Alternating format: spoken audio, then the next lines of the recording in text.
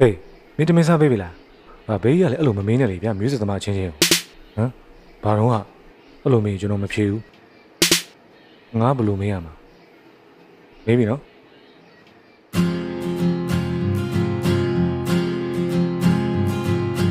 မင်းတမင်းစားပြီးပြီလား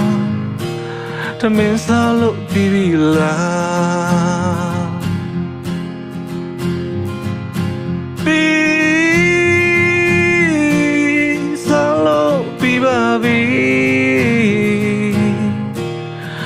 ပြီးမှရောက်လာတာဟေးဘာဟင်းနဲ့ဆလာတယ်လေဘာဟင်းနဲ့စားခဲ့တယ်လေဘယ်ဦးနဲ့ငါကြော်နေ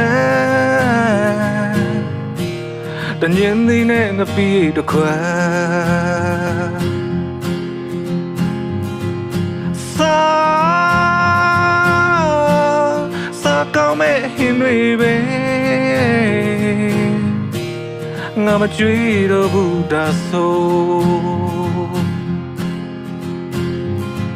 မကြွေးပဲနဲ့မင်းနေသေးခမကြီးအကြောင်းသိပါတယ်